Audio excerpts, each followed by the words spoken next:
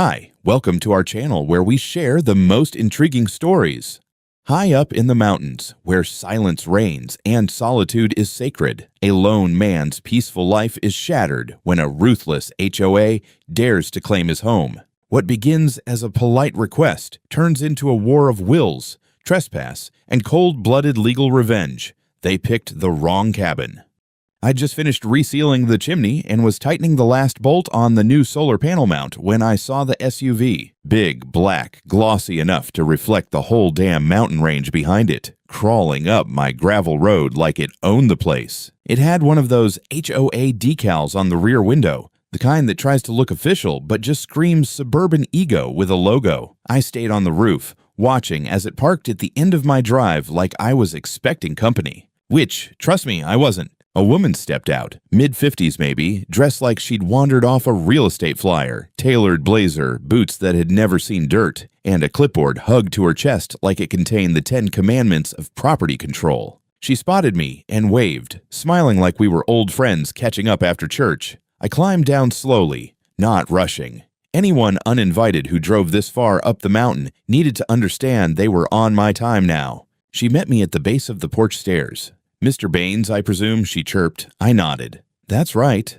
I'm Karen Trumwell, president of the Lakeview Horizons Homeowners Association. We've recently begun development just a few ridges over. Lovely area, remote, untouched, picturesque." She glanced around like she wanted to slap a price tag on my trees. I didn't respond, just waited. People like her hate silence. It gives them too much space to expose what they really want. Her smile thinned. "We're organizing a strategic retreat this weekend with key investors and regional planners. It's quite important to the long-term vision of Lakeview Horizons. Unfortunately, our event venue fell through due to, unexpected septic complications." I scratched my beard. I assume that's leading up to something.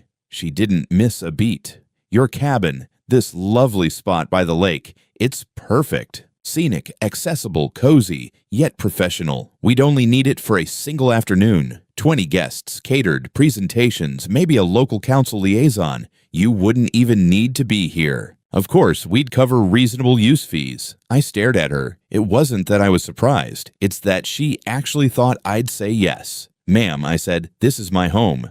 Not a lodge, not a community center, not a pop-up for real estate PowerPoint sessions. No one holds meetings here but me and the occasional mountain squirrel." Her eyebrows twitched. "I understand your instinct to be protective, but this is a significant civic opportunity. We've already alerted the county of our plans to use this site." "You did what now?" "Oh, it's non-binding, of course. A courtesy notice. But there's precedent for temporary cooperative use when community development is involved. We'd be well within our rights to petition for short-term access under Article 18 of the Municipal Participation Overlay." "You're talking about taking my house for a meeting?" She hesitated. "Not taking, utilizing. We'd file for temporary designation if we had to. With enough signatures, the zoning board tends to agree, especially when there's public interest involved." I didn't yell. I didn't curse. I just stepped onto the first porch stair and looked her dead in the eye. "This isn't public land. It's not your HOA's asset, and it sure as hell isn't yours to designate. So, no, you won't be using it for anything. Not this weekend. Not ever." Her tone sharpened, smile dissolving like ice under pressure. "You'd be wise to consider the broader consequences, Mr. Baines. Lakeview Horizons is here to stay. And our board doesn't appreciate obstructionism." "Then I guess you'll love the next part," I said, turning and walking inside. "Because I'm real good at being obstructive." She called something after me. I didn't catch it. I was already on the phone to my brother, telling him to hold off on sending that new pressure tank. "Got bigger pests up here now," I muttered. That night, I double-checked the locks and loaded a fresh round into the chamber of the Mossberg I kept under the bed, just in case civic engagement got bolder. I was gone for less than a day. Left at dawn to drive down to Silverpine for lumber, concrete mix, and a replacement valve for the backup cistern. Grabbed lunch with my brother while I was there. We talked about elk, solar inverters, and how damn weird HOA people get when you tell them no. I remember telling him, half jokingly, "If I come back and find my cabin turned into a TED Talk stage, I'm calling in the National Guard." Turns out I should have been more literal. By the time I made the climb back up the mountain, dusk was already crawling in, painting the sky in orange and blood. As I rounded the bend near the fork in the trail, I noticed something off.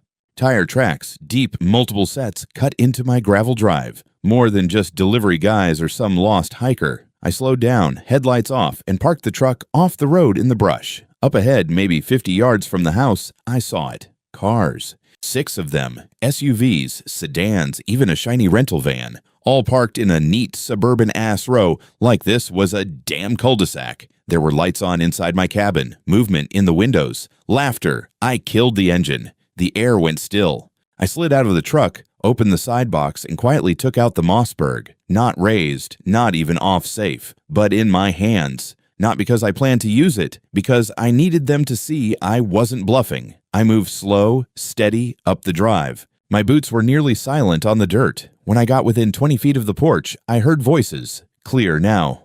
We'll project the zoning overlay onto the TV. The planner will zoom in from Boulder. Karen, do we have HDMI? Then I saw her, standing in my living room like she paid the mortgage, handing out packets to a bunch of people sitting on folding chairs set up in rows. Someone had moved my coffee table against the wall. My rug, an old Navajo weave from Santa Fe, was kicked half under a bench that didn't belong to me. One guy was in the kitchen, rummaging through cabinets like he owned the place. On my porch, someone had taped a laminated sign to the siding. Private HOA Leadership Summit, Lakeview Horizons. I didn't knock. I pushed the front door open with my foot and stepped inside. They all turned. 13 pairs of eyes landed on me at once, and the room snapped into silence. The guy at the fridge dropped a spoon. Karen stood bolt upright, her clipboard held like a holy relic. Everyone out, I said calmly, clearly. Now, there was a moment where they froze, like they were trying to decide if I was serious. Then their gazes dropped to the Mossberg, still down, still safe, but very, very real. Karen recovered first. Mr. Baines, you're creating a hostile environment. This is a sanctioned meeting. You're trespassing, I cut in. No notice, no agreement, no permission. Get out. A few people started murmuring. The man at the kitchen backed away, hands up. A woman by the window fumbled for her purse. One of them, slick hair, municipal ID badge around his neck, tried to speak, but thought better of it. I'll call the police. Karen snapped, trying to sound authoritative but coming off shrill. Good. I already did. I lied. Figured you might pull something like this. Her face went pale. A man near the projector muttered, "You said he agreed to this." Karen didn't answer. Within 2 minutes, they were filing out. One of them, the zoning lawyer, judging by the suitcase full of printouts, accidentally left his name tag on the table. David R. Macklin, Municipal Strategic Advocacy. I watched from the doorway as they packed into their cars and reversed down the road like rats fleeing floodwater. I locked the door, changed the deadbolt, pulled the spare off the shelf and swapped it too, just in case. Then I walked down to the gate and wrapped a thick rusted chain across it, padlocked tight, just under the sign that already read private property, no access without owner consent. Back inside, I opened a beer, sat on my deck, and let the adrenaline leak out of my bones. The silence returned slowly, like a loyal dog after a storm. Then I made the actual call to the sheriff's office. I gave a full report, including names, description of vehicles, and every detail I could remember. The dispatcher said an officer would come out in the morning. I told her fine, but if they needed to arrest anyone, they'd better start with the blonde lady named Karen who decided breaking and entering was a good way to host a board meeting. I hung up and stared at the lake, barely blinking. I wasn't just angry. I was insulted. They didn't just violate my space. They pretended it already belonged to them. That kind of thinking doesn't go away easy. 2 days later, I opened my mailbox and found the storm had only just begun. There it was, crisp, heavy, and official looking. A thick envelope from a Denver law firm I'd never heard of, embossed seal on the flap, and a case number printed in bold on the front. I brought it inside, opened it slowly at the kitchen table, and stared at the first page. They were suing me. Lakeview Horizons HOA, along with its president Karen Trumwell, was filing a civil suit for aggressive conduct involving a firearm, intentional disruption of civic proceedings, emotional trauma to elected leadership, and my personal favorite, unlawful interference with designated communal planning space. Designated communal planning space. They were referring to my home, The rest of the packet was a mix of legalese and fever dream. According to their version of events, I had received written notice of temporary community use for a mutually beneficial strategic gathering to discuss regional zoning improvements. They claimed I'd ignored this notice, willfully escalated the situation with a firearm, and created hostile conditions that endangered municipal partnerships. There was even a time-stamped photo of the laminated sign they'd taped to my cabin siding, used as evidence that this was a legitimate HOA summit. I read through the whole thing 3 times, not sure whether to laugh or flip the table. Then I called Margaret. She'd been my real estate attorney 9 years ago when I bought the land and filed every deed, easement rejection, and mineral rights claim myself. Now semi-retired, she still took cases that irritated her morally, and Karen, I could tell, already qualified. She answered on the second ring. Russ, they're suing me. Pause. Of course they are. I read her the highlights. She groaned audibly halfway through. Let me guess, they threw in intent to intimidate and civil disruption. And something about communal infrastructure development. She whistled. That's a new flavor. We scheduled a full sit-down for the next morning, and she promised to loop in someone she trusted from constitutional law, Ron Patel, former ACLU litigator, and a man who, according to Margaret, chews bad zoning cases for breakfast. Before I even got to Denver, Ron had already started digging. He pulled property maps, tax records, HOA registration, zoning jurisdiction filings, and, most damning of all, a complete USPS delivery report showing no certified or uncertified mail sent to my address by Lakeview Horizons or any party affiliated with it.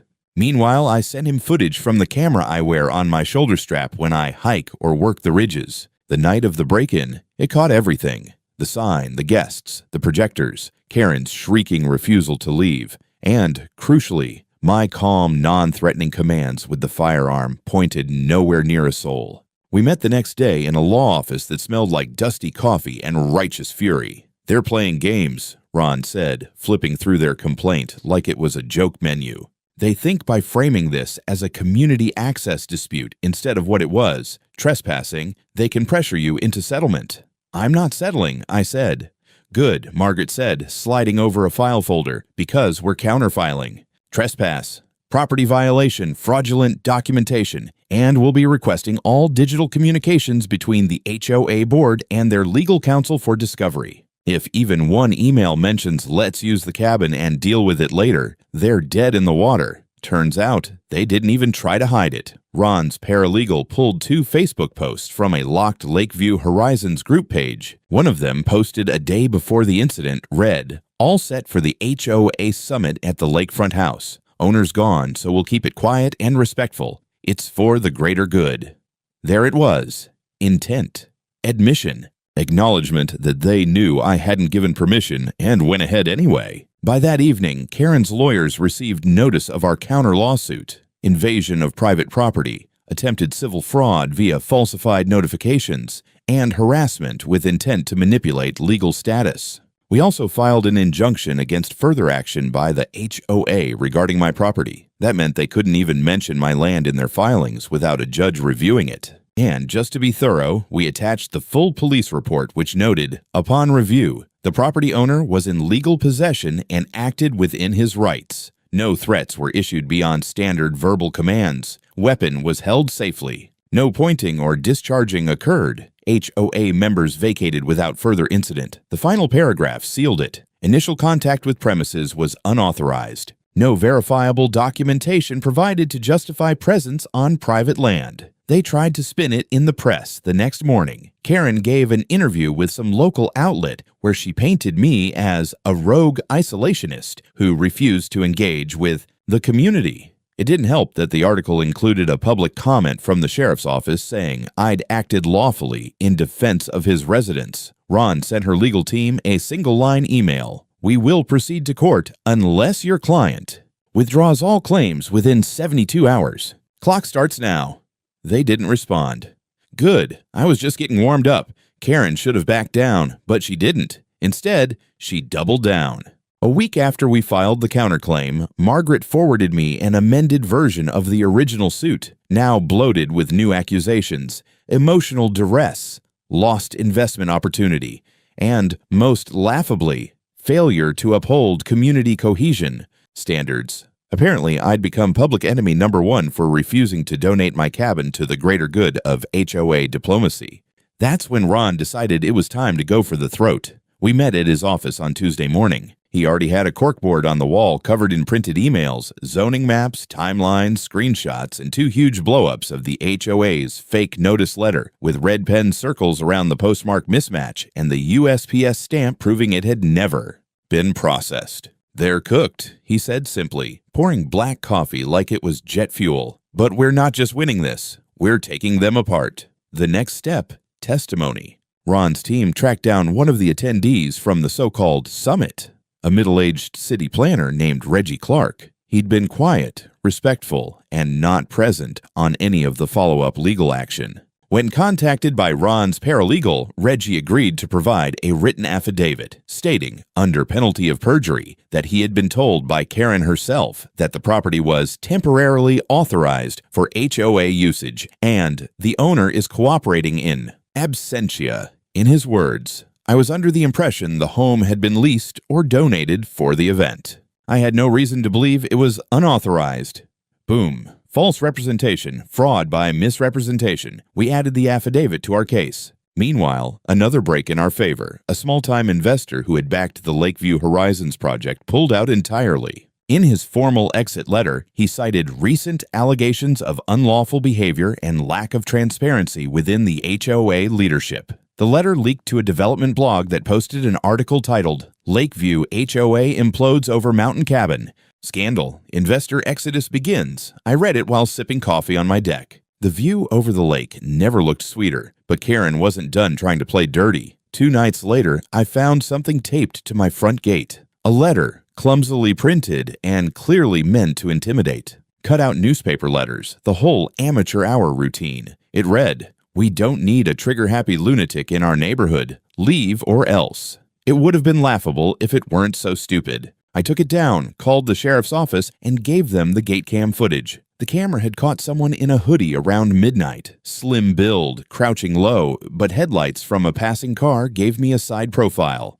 Not Karen, someone younger. A man. Within 48 hours, the sheriff's deputy called back. They had ID'd the person, Brent Holzer, one of the newer HOA board members. He was also listed as one of the original summit attendees. Charges were filed for harassment and criminal trespass. We didn't publicize it. Yet. But I forwarded the arrest report to Karen's legal team with a simple note. "Your house is on fire. I suggest you put it out before it spreads." That same day, our injunction was formally granted. Lakeview Horizons HOA was legally prohibited from conducting any further meetings, communication, or planning that involved my property in any way. The judge also ordered them to submit all internal communications regarding my land for independent review. Ron was ecstatic. "This is where we turned discovery into demolition," he said. And we did. The HOA's own internal emails, now under court-ordered review, revealed that they knew they had no claim to my land. In fact, 2 weeks before the summit, their own internal legal consultant had warned them in writing, "Property is clearly outside HOA boundaries. Any occupation without consent will constitute trespass." Karen had responded, "We'll handle the fallout later. The exposure is worth the risk." That email would become Exhibit A in the trial. We now had proof of intent, misrepresentation, trespassing, intimidation, and fraud, all while Karen still tried to present herself in public as the victim of a hostile, gun-toting hermit who hated the community. They underestimated one thing. I didn't hate the community. I hated being lied to and used, and I was just getting started. Things started to unravel for them faster than even I expected. By the following week, I was getting emails and even handwritten letters from residents of Lakeview Horizons, some apologizing, some confessing they were misled, others quietly passing along screenshots of HOA internal group chats. One message in particular stood out, a forwarded post from Karen herself in the HOA board's private Slack channel, time-stamped 2 days before the summit. It read, "We use the cabin for the meeting. Baines is off-grid and won't be back in time. Worst case, we spin it as a misunderstanding. That little gem made its way directly into our evidence packet, right next to the affidavit from the city planner and the internal memo from their own legal advisor warning them not to set foot on my land. Ron barely contained his glee, but it wasn't just about emails and Slack logs anymore. After Holzer's arrest for leaving that threat on my gate, things got ugly inside the HOA. 3 board members resigned within 72 hours, 2 of them after being served subpoenas to testify under oath. Rumor had it, one of them struck a pretrial deal with the DA's Office for Immunity in exchange for a full digital dump of HOA communications. That rumor turned out to be true. The files were damning. Among them were budget spreadsheets showing HOA funds had been used to rent AV equipment, catering services, and even a transport van, all tied to the illegal meeting at my cabin. The entries were disguised as outreach events and site inspections. Fraudulent accounting, plain and simple. One email chain stood out like a bruise on white skin. Karen had written, "If Baines pushes this, we bury him in paper and PR. Worst case scenario, we eat the cost and brand him unstable. Local press loves that angle." I printed that one out and pinned it to my fridge. Meanwhile, the media was catching on. First a local blog, then a regional paper picked up the story. Mountain man sued after HOA illegally uses his home, then smeared him. Within days, I got interview requests from news anchors with perfect teeth and fake curiosity. I declined. My lawyers didn't. Ron appeared on a radio segment breaking it all down with surgical clarity. He didn't sensationalize it. He just told the truth. A homeowner in unincorporated county territory, never part of an HOA, had his private home commandeered under false pretenses by a corporate-style HOA board, who then fabricated legal claims to cover their actions and intimidate him. That same afternoon, Karen held a press conference, her last-ditch effort to salvage her reputation. It backfired spectacularly. The press pool, already skeptical, hit her with questions pulled straight from the court filings. She stumbled over timelines, denied emails that were already authenticated, and made the fatal mistake of claiming she had never instructed anyone to use the cabin. 2 hours later, Reggie Clark, the city planner, went on record to publicly refute her. He described exactly what Karen had told him, word for word, including her claim that I was out of town and totally fine with it. That night, the HOA's Facebook page was locked. Their website went dark. And on Reddit, a furious resident posted scans of his HOA fee invoice for legal expenses due to strategic litigation, which included a breakdown showing 90% of their budget being funneled into the lawsuit against me. Public opinion flipped like a switch. I started getting hand waves and nods from hikers on the trail who'd read the story. One guy at the hardware store handed me a 6-pack of IPA and just said, "Good on ya." But the legal process was still grinding forward. Our motion to compel full financial disclosure from the HOA was granted. The court wanted to know exactly how they'd funded the summit, the lawsuit, and Karen's personal press consultant. When the numbers came in, it was clear. HOA dues had been abused for personal legal retaliation. Several residents filed their own civil complaints against the board. And then came the heavy hit. The county commissioner's office released a short statement after a week of silence. At this time, due to the serious nature of the allegations and pending investigation, Lakeview Horizons HOA will have its operating status suspended pending review. By the State Attorney General's Office translation, their HOA was about to be dismantled. I wasn't done with them, not by a mile. With Ron's guidance, I authorized a motion to seek permanent injunctive relief, a court order affirming that no HOA, present or future, can assert jurisdiction over my land or propose usage without direct, written, notarized consent. That alone would have been enough, but Margaret leaned in during one of our case strategy meetings and said, "We should bury them with the cleanest dirt we've got, cold, hard fraud." She was right. We added a formal count of civil fraud with intent to deprive ownership utility. In plain English, they tried to steal the use of my home and lied to cover it up. Karen had no idea the kind of storm she'd walked into, and it was still building.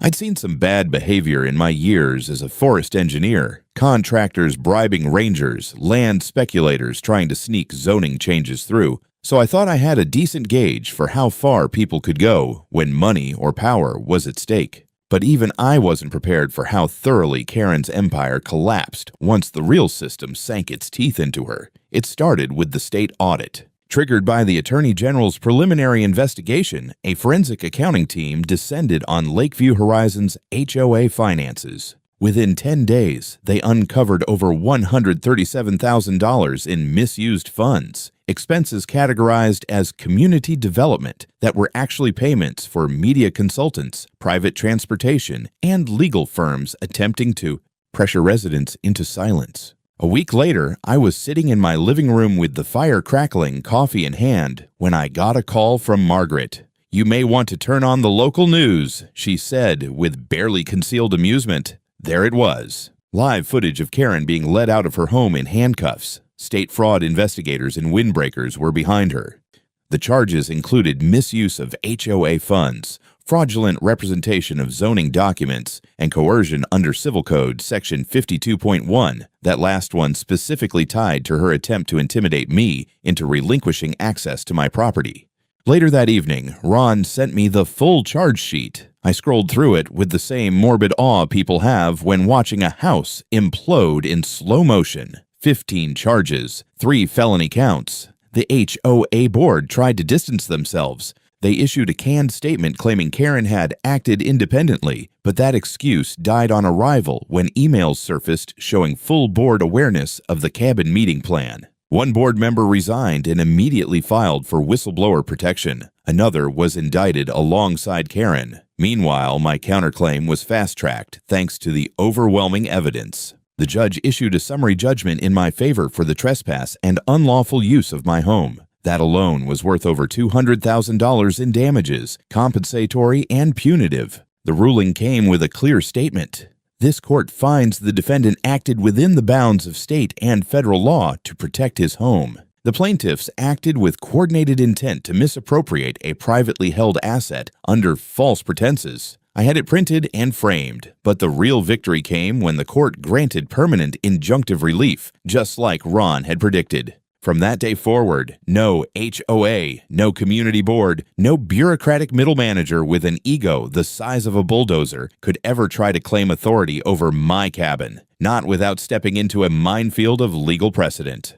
The news spread like wildfire across state housing circles. Blogs, homeowner forums, even national news outlets started covering the story as a case study in HOA overreach. The cabin that fought back became a viral headline. I couldn't walk into the local general store without someone shaking my hand. I even got a signed thank you card from a retired judge living 3 counties over. Turns out he'd once been burned by a similar HOA back in the 90s. But not everyone was celebrating. A small group of Lakeview Horizon's residents, those who had blindly backed Karen, tried forming a new board to repair the reputation of their community. The county shut them down before they could even file paperwork. The development lost its operating license as an HOA. Without a governing body, they became what they always should have been, just neighbors. And Karen, she was denied bail and remanded until trial. Apparently, the DA argued she posed a high risk of tampering with witnesses. I didn't shed a tear. By the time the dust settled, I'd received my full compensation, had 2 news interviews under my belt, finally caving after Ron's relentless pushing. And the legal landscape in our part of Colorado had shifted for the better. But the best part? No more HOA trucks creeping up my trail. No more passive-aggressive notes. No more strangers in suits calling my house a public asset. My land was mine again, unequivocally, irrevocably. It had been 3 weeks since the judgment. I hadn't planned on marking the occasion, but the silence around the cabin was its own celebration. No strange cars idling near the tree line. No mysterious flyers on my door. No HOA patrols creeping up my road pretending they were just checking easement integrity. For the first time in months, the only visitors I had were the birds and the occasional lost hiker. I woke up that Saturday morning to the sound of snowmelt trickling into the creek and coffee percolating in the old metal pot. Peace. The kind that seeps into your bones and reminds you why you left the city in the first place. Then came a knock on the door. I'll admit, my first instinct was defensive, but when I opened it, I found Margaret standing there with a brown envelope and a bottle of aged scotch. "No agenda," she said, smiling. "Just something to toast with." Inside the envelope was an official letter from the county registrar. It wasn't just a reaffirmation of ownership, it was a notice of exemption. My property was now formally excluded from any and all community zoning initiatives, not only HOA-free but bulletproof. Any attempt to classify or repurpose the land would now require state-level authorization, a direct result of the judgment. Ron and Margaret stayed for lunch. We grilled out on the back deck. The breeze off the lake was cold but clean, the kind of wind that cleared things away. We didn't talk about Karen. We didn't need to. Her name had become shorthand for everything broken in the HOA system: entitlement, manipulation, the illusion of power without consequence. The fact that her trial was upcoming and being covered statewide was enough justice for now. A few days later, a delivery truck arrived unannounced. I met the driver at the gate. "You Russell Baines?" he asked, handing me a clipboard. On it, a form from the HOA's bankruptcy attorney. They'd been forced to liquidate their assets to satisfy claims. My name was listed as priority lien holder for property damage, emotional distress, and unlawful use of residence. In the back of the truck, several items from the HOA clubhouse, which had been seized, oddly enough, including a large oak conference table, several luxury folding chairs, and one ridiculous metal sign that read, "Lakeview Horizons Executive Leadership." Sweet, I didn't need any of it, of course. But something made me tell the driver, put it over there by the shed. Maybe I'd burn the sign for firewood. Or maybe I'd hang it up and scrawl something underneath it in red paint. This never meant anything. The next week, I took a drive down into town. I stopped by the county office to drop off a notarized request. I wanted a signage permit for a new marker at the head of my trail. When the clerk asked what it was for, I simply smiled. A little reminder. The marker went up 2 days later. Heavy, cast iron bolted into granite, private property. No meetings, no hose, no exceptions. It was a quiet morning when I screwed the final bolt into the new plaque. The iron was cold in my hands, but it gleamed with something permanent, something earned. I stepped back and looked at it. My final line in the sand, the one I'd wanted to draw months ago before they tried to turn my life into some kind of community project. The polished surface read, "This home doesn't negotiate with intruders, especially the organized ones." It sat just beside the front door, right above the boot scraper, subtle enough not to scream, but bold enough to make a point. I figured anyone who made it that far onto the property needed to read it. Life returned to normal quickly, almost suspiciously so. The county sent one more letter, a formal apology for what they called incomplete boundary record oversight. Whatever that meant, I framed it and put it in the outhouse. That felt like the right place for it. Ron and I started working again on the Ridge Trail Map updates, and he mentioned that HOA developments in 3 other counties had started collapsing after my case got media attention. A few of them were even cited for similar zoning fraud, trying to claim control over non-member properties. Karen's name came up in some of those complaints too. Apparently, she'd been a consultant for 2 of them under a fake LLC. Didn't matter anymore. Her sentencing was set for mid-July, and the prosecutors had her on everything from criminal trespass to forgery and falsifying municipal records. I wouldn't be attending the trial. I didn't need to see it. The system was handling her now. Finally. As for me, I had plans. Not big ones. Just mine. Fix up the dock. Maybe build a smokehouse behind the cabin. Plant some sweet corn near the back slope. I didn't need much, but I wanted to enjoy the things I owned without someone knocking on my door claiming they were entitled to it. One afternoon, I spotted a couple looking at a property down near the bend, just outside the HOA ruins. I waved. They waved back. 5 minutes later, they pulled up near my gate and asked politely if I'd ever consider renting the cabin short-term, just for special events. I laughed, not because they were rude, they weren't, but because I realized something in that moment. People will always ask. Entitlement isn't tied to a title or a board position. It's just in some people's nature. I gave them a kind no and pointed to the iron sign by the tree. The man chuckled and said, "Fair enough." They drove off, and the mountain got quiet again, just the way I like it.